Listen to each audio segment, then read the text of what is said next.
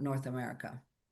Well, three parts. Number one, we economists usually take a look at what has happened in other countries that have had Right. the World Cup in terms of, what's happening with consumption, GDP, inflation, even fiscal. And what we have observed is that usually, there's a big increase in government spending to prepare the stadiums and to prepare the cities and A everything. lot of money is spent. Exactly. Then you see, an increase in consumption that it's important, but it's not so different from different World Cups, even if you don't have your World Cup in your country. Because at the end, people go out to bars and restaurants. Not everybody can go to the stadiums. Right. There's some surge in tourism, of course, but it's not a big deal, because then you have the third quarter going up, and then the fourth quarter pays the consequences. So at the end, the year as a whole, the growth is not so substantially boosted, no?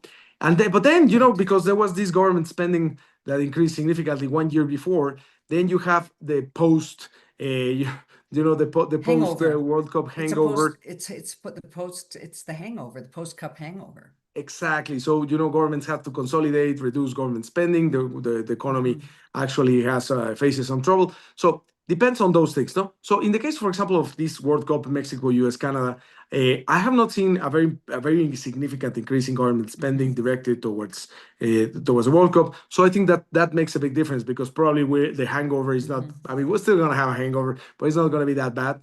It's going to be small. In terms of growth, as I said, a boost in growth and tourism probably in Q2 of 2026, but then a small contraction maybe in Q3. Right.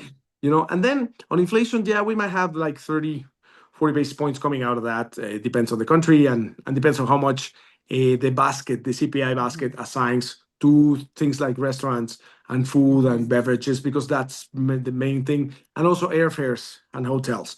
Those are the main things that are there, no? So I think it's going to be more like an emotional thing. And at the end, the good thing of soccer, of any sports events, they tend to slow down some of the geopolitical conflicts. So maybe I'm being too optimistic, but I hope that happens. I hope so. And I think they're trying to get some of these geopolitical crises resolved by the time